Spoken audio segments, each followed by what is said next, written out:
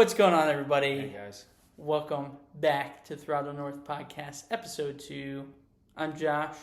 I'm Jeremy. And we're here to talk about cars, projects that will finish sometime in the future, or maybe never. But, hey, good lawn ornaments at least, right? Yeah. Good-looking lawn ornaments, that's for sure. So busy week for us too, huh? Man, it's been crazy. I can't believe it's already been a week and a half since we last sat down and recorded a podcast. A little off schedule, but hey guys, we apologize, but life happens, right? Yeah. We all just know that. Yeah, that's how projects get delayed, as you know. But yeah, so I'm really interested, Jeremy, this last week. What has happened with cars with you? Well, I went down and visited family down in Florida, which was great. There's a lot of old vehicles on the road, so it's always keeping your eyes out. That was something as a kid I did, riding in the back of we had a Ford Falcon my dad owned. Oh, nice. Cool old rig, and always looked out for vehicles. He had a couple 56s, the Tri-5s were his deal, whether it was race cars or restoring them. And so always, as a kid, was trained to look for stuff. So being down in Florida, weather's kind of turning down there, so not as much, and it's sweltering hot. So if you don't have AC in that old rig, you can get a little serious as you age, health concern. So, but luckily nothing broken on the side of the road. My dad has a couple old vehicles. He just moved down there not long ago, so he's piecing his life together and finally getting into rhythm for his projects because he has a lot of them. Yeah. And how about you? Since I've been gone, what's been going on? Yeah, I know, it's been crazy. So I really had to find some time this week to change the oil in the GR86 because I was at 3,000 miles or just under 3K miles. And then I installed the new wheels and tire setup that I spoke about in the last podcast. So nice. It's been really cool. It's crazy. They look great. Yeah, thank you. Yeah, I'm really happy with them. And,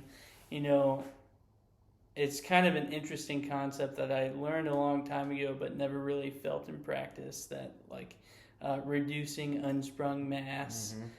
Those RPF1 wheels are just so light that I can definitely feel the difference. And like you mentioned before, I will notice less brake fade with those wheels. Yeah. And you have rotational forces, and less weight you have in unsprung weight and rotational forces, you're going to feel that your suspension is a little more compliant and responsive to adjustments, and you're going to have a lot less brake fade. And you don't have to step up into a larger brake package to see the results. It's like putting a little bit more ease on your brakes allows you to use what you get back into a later braking into a corner. Yeah, so nice. Yeah, and see it. It's going to be great. I think that, along with the larger contact patch from the 225 with tires, is going to be really good. And I'm excited this weekend going down to Soldotna. Great. Going to test those out for the first time. I was also really surprised, even just after 3,000 miles, granted, there were 6 or 8 races in that 3,000 miles, but how much different and better the engine ran after I did its first oil change. Oh, yeah. So I think people do their first oil change with the GRs at 1,000 miles, but as you know, we're just crazy busy, and it just kept pushing it off, and finally got it done, and it was pretty good. So I recorded all that, and nice. Still, a week later, I haven't. I'm looking forward to seeing that because we've been separated for a while, not really seeing what either is doing. So, and I had a question about those tires that you got. Have you ran those yet? Have you been out on the street or on the track? Yes. See how they feel and cut in? Or? Those tires, the PS4S's, I ran those on my GLI before, and it's like night and day. Better stopping. They're snappier even with this car. So since I installed those wheels and tires, I think I've put about 350 miles on them now, and they're great. It's just the confidence that you have with those tires, going into a corner, going on an on-ramp, trying to merge into traffic. That's crazy. Yeah. And in racing, you're going to feel more compliant tires because they can manage the heat better on those more expensive tires. People say expensive, but you're getting a better engineered tire meant for what you're trying to do. And you also said the oil change. So running your car hard, they have the 500 mile don't usually in the ECU, it's retarded of some sort, the timing, or they just don't allow you to access the full power or even boost on if it's electric assist. So I know that there's some controversy in that, and you should change it 1,000, you should change it at 3,000, but there's something to be said with a car that's broken a little harder. They wear in a little better, and long life of the engine, you see less wear. Yeah, So. Absolutely. Like maintenance is key. People always bring up like, oh, XYZ car is bad because they always break down. Well, if you actually took care of your car, it wouldn't break down. It would last you longer. Maintenance is paramount. So, and with sound deadening nowadays, you should open up your hood and listen to it idle. Yeah, I think that's the number one thing. Use your five senses. Sit there and just look down. Yeah, because a lot can be like, you can hear the change in your engine. Yeah. Like even just doing the oil change made my engine sound different. So absolutely. Yes, so definitely firm believer in oil changes, maintenance, rotating your tires. That's another one to get that even tire wear. Oh yeah, yep, absolutely. And make sure that you're, whatever the recommendations for doing that, if you're just poking around on the roads doing a commute, is a lot different than race applications. Absolutely. Yeah. Absolutely. So pay attention to what they recommend. Yeah. Get on the forums, check it out, see what your vehicle is using. Usually there's someone using the same tire as you, and you can see what they've been doing, what their results sometimes lean on their experience a little bit to see what the rotation should be on that. Yeah, and the GR86, there's a wealth of information out there now. People use them all the time for like in SCCA. And if you look at the D Street class, and I think I brought this up last time, but it's like GR86, BRZ, GR86, because they're very capable vehicles. And, absolutely. I would say they are the resurgence of like the 300ZX or the 240SX from the 90s and stuff. Old Nissans. Yeah.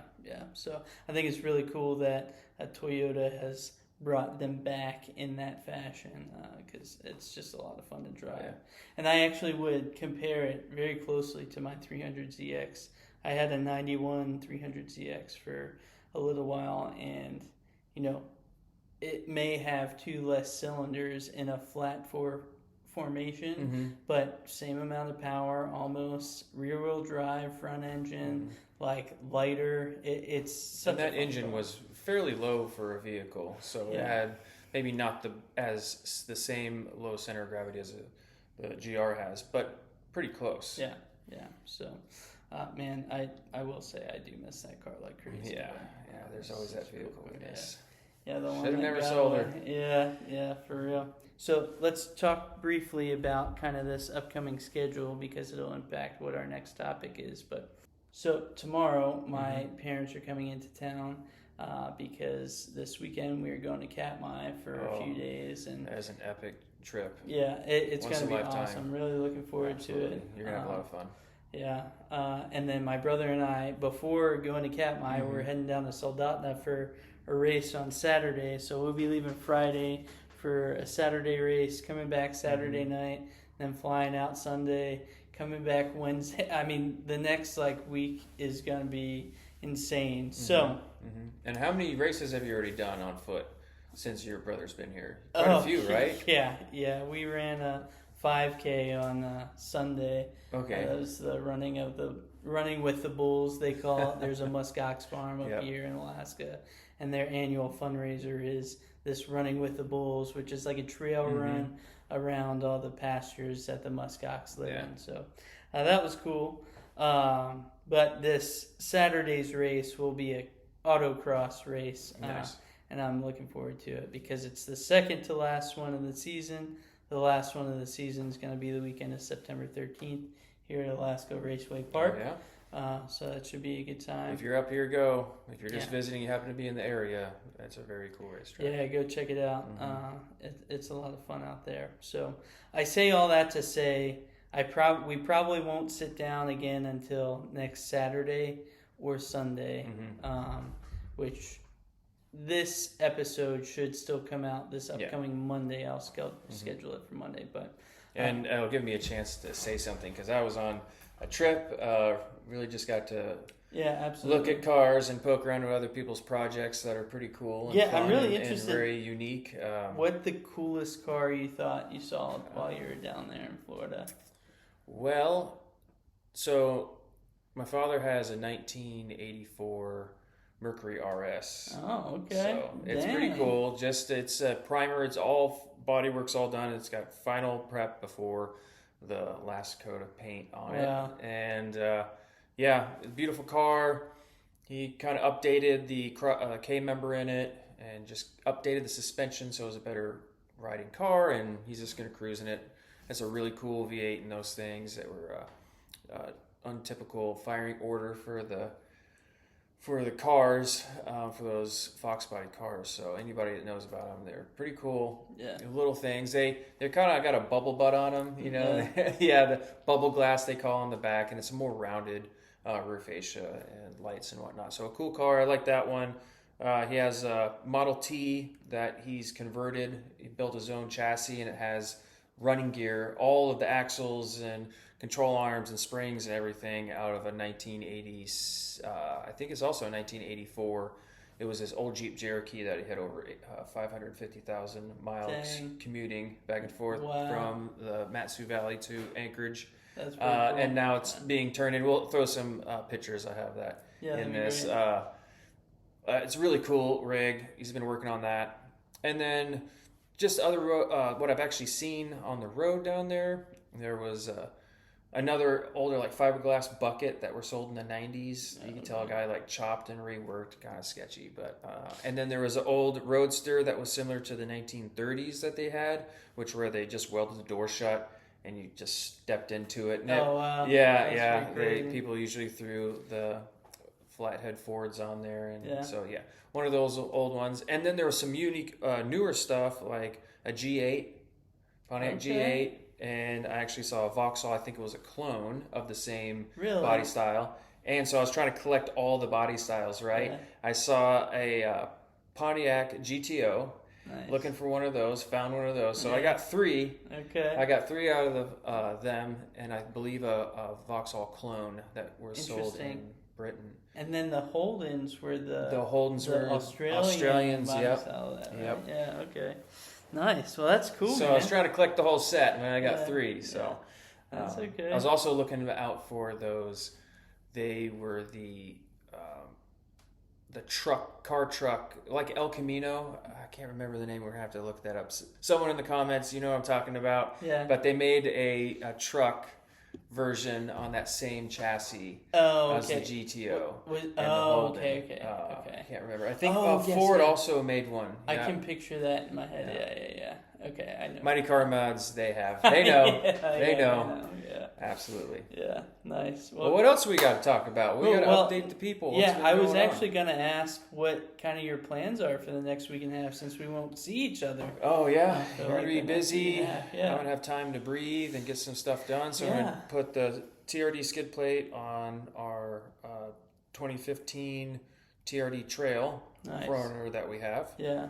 And rotate the tires on that, do oil change, general lube and whatnot, and then I'm going to work on installing a stereo in a 2003 Chevy 1500 HD. Nice. Okay. And is that the one you're selling? That's the one I'm selling. Okay. Fixing a few odds and ends on it before we put it up to make sure it's a safe vehicle. It's always nice to return a driver back to the road in one piece and safe enough not to kill someone. So replacing some brake lines.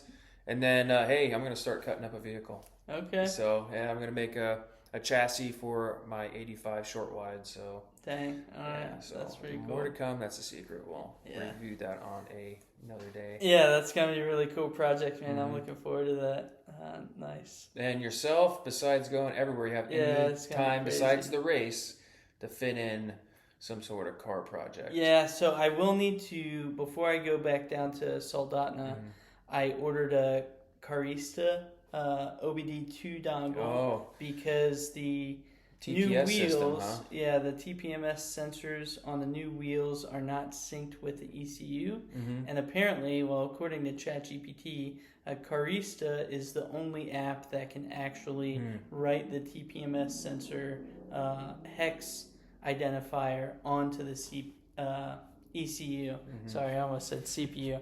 But so I ordered that. That should be here. And I would also like to, I did torque the lug nuts to spec, but after driving like 500 or so miles, I like to try and retorque them. Oh, absolutely. That's very important. Just to double check. That's a crucial thing. Yeah, because it could be just a little off when you put it down for the first time. But so those are two things I need to do before this weekend's race. And then some other issues I'm having with the Ranger. It has a check engine light, and I keep getting a notification every time we drive it for something with the emission system. So that's going to be something else I use the Carista app for. Oh, cool. Yeah, that works out. Along with that, I probably should do some other maintenance to that truck.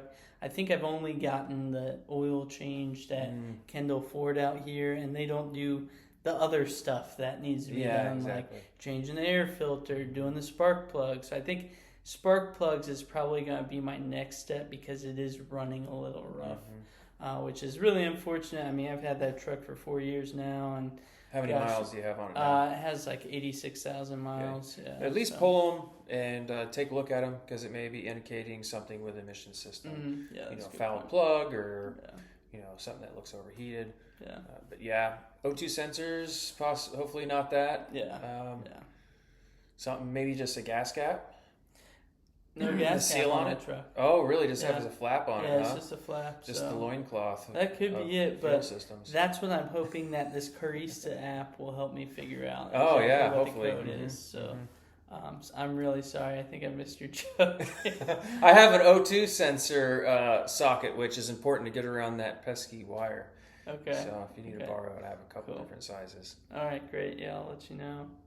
Yeah, I think I love that truck, man. That's such a good little truck. That's Robin, correct? Yeah, Robin, the Ranger. And you actually, when you were moving up here with your wife, you had posted the life and journey of it was Robin's right? road trip. Nice. Yeah, that's what we try to do every day. And my wife's a lot better at posting that stuff on Facebook than I am, but she did great. We tried to take as many photos as we could. I mean, we were driving from Norfolk, Virginia up here to Alaska, so it was a lot of fun. And you talk about learning about somebody. That's the way to do it in a 6,000 mile road trip. Yeah. How many times did you concede to asking for directions? And phones count. I think I constantly had Apple CarPlay on, so I just had the Apple Maps up the whole time. And it was cool because we used the National Park passport book. Oh, yeah. Where you can go to the different national parks and get stamps. That's awesome. Yeah, so we used that to kind of guide our trip across the United States, and that was a lot of fun. So I definitely want to do that again. Definitely want to do a road trip back the other way. Eventually, maybe someday you'll take the Camaro, I'll take the GR. Let's do it. I'm looking for a 10th time down the Elcan. So, and speaking of epic road trips, my daughters and I took a Dodge Caravan RT that we had and took it from Alaska all the way down to Key West. Oh, wow. Drove down there before and always had the kids have the Atlas. My oldest girl had the Atlas, and we would track where we were going, and that's a really cool thing. Something like the Passport or Atlas or something to help track is always like a memory. And we still have that page of our trip. So old Rand McNally. Dude, I remember we obsolete every 5 years. Yeah, exactly. You had to make sure you had the most up to date edition of the map. We used to have a book that was just maps of the United States. Remember the map pockets when you actually had maps in them? Yep. I remember those days. Yeah. Pepperidge Farms remembers. Yeah, Pepperidge Farm remembers, yeah. Yes, I do. Yeah. So that reminds me, I think we were talking about a rallycross car. And I think, if this guy gets back to me about this TT, I'm going to jump on that. Okay, so that's a 5-speed manual. Yeah, it's a 5-speed manual, 1.8T, and apparently that year, Audi TT that came in a 5-speed manual is all-wheel drive. That's something I found out. I thought that just the 225 was all-wheel drive. but all 1.8 Ts, if it had a 5-speed, they were also all-wheel drive. But the automatics were front-wheel drive. Okay. Yeah. Yeah. So I do have another friend that has an Audi TT, the silver one, and manual as well. It's a super fun car, and it can accommodate someone that's 6'5", which is amazing on those. So that's actually a cool car that fits a lot of different people. Yeah. I didn't know that until you see the range of people that crawl in and out of those vehicles. Yeah. When we first saw them when I was a kid, I always thought it was a funny car because you could say, "Oh, which way is it going?" You don't know. Is it coming or going? But it kind of has a timely, just European look. It has that runny egg headlight, like the Porsches. And yeah, dude, I do love that body style, and I am gonna jump on that. He's out of town right now, and I'm hoping when we leave for Katmai, I'm gonna just message him and be like, "Hey, I'm out of town till Wednesday, but I'm still interested." My trailer, I can clear it. I can go get it. Yeah, I'm hoping now that I know that it's all-wheel drive, I'm hoping I can talk him down to 2,500. I'll be like, I got 2,500 cash right here, got a trailer, I'm ready to rock and roll, and I think that would be a steal because if it just needs a battery, then we're golden. But it's an Audi. So. It is an Audi, yeah. So it probably needs. It is in Alaska. Yeah, which is okay because it's okay. The good thing about we have the capabilities. Josh has the money. Yeah. Well, I don't know about that, but I definitely have the knowledge about the 1.8 Ts because I've been a Volkswagen guy for a long time. I mean, I've had 10 Volkswagens over the last decade. Ever a 1.8 T? Yeah, I actually started with the Mark IV platform, which is a 1.8 awesome. T. So, I think it would be a lot of fun to get that and like slap a bigger turbo on there, and for like. Not worry so much about the rallycross rules, like just go out and have fun. Like with the autocross, I'm trying to stay very strict to the rules, which is why I took that strut tower bar off of the GR86. That came from the factory. It broke my heart, so I'm trying to stay in line with the autocross rules, but like rallycross, I think. And you can ice race it, so that's just really cool up here, ice racing. I think it's like endless skid pad, right? You don't have to worry about getting a whole bunch of water out there because it freezes on its own. Yes, yeah. So it should be a lot of fun. But, so we'll keep you updated. Oh, yeah, absolutely. Please make sure you subscribe and follow along. Hit that notification bell. Yeah, ding. Yeah, we have a lot of really cool projects going on. And it would be so cool to do a road trip with you. Like, I know. Like I'll take the TT, you take the Camaro, and we can like Gears and Gasoline. Oh yeah, dude, it's sick that they did that twice. Yeah, well, we're up here. I think we should be able to have quite a few epic trips to show you guys. Yeah. There are roads that just go out in the middle of nowhere to these really cool towns, and just making the challenge to get out there and maybe not an atypical vehicle would be something we want to show you, because I've been up all over Alaska. Nothing that's kind of where someone rolls up when you're parked and says, "How did you get that out there?" Yeah. Or you roll up for gas and they're like, "We've never seen anybody get on that sort of thing that you brought up." What is it? What is that contraption? Or wow, I never thought a Camaro could make it all the way to the North Slope. Yeah, absolutely. It's kind of interesting you bring that up. There's a guy I think that is or was road tripping his Audi R8 from like Michigan or something up to here to Alaska. So I haven't watched all of his content, but yeah, I think that's pretty cool. And I love that idea, like having like a Porsche Dakar or something. Oh yeah, to take out. There was a Porsche race car on Facebook Marketplace. Yeah, I know. Yeah, it was a 3500 chassis. Yeah, it was just a chassis. I think that would be a cool conversation piece, or like turning it into a sim rig. That would be sick. But yeah, I got plenty of other projects to worry about right now. So I think the TT is probably gonna put me at my limit. But, and it's all-wheel drive, so that's. And it's all-wheel drive. Yeah, and it has wheels, so that helps. But, so. Well, cool. See you next time. Great. Yeah. Thank you so much for watching. Enjoy. We'll see you in the next one. And Don't forget to subscribe. Yep. Peace. Keep it on its tires.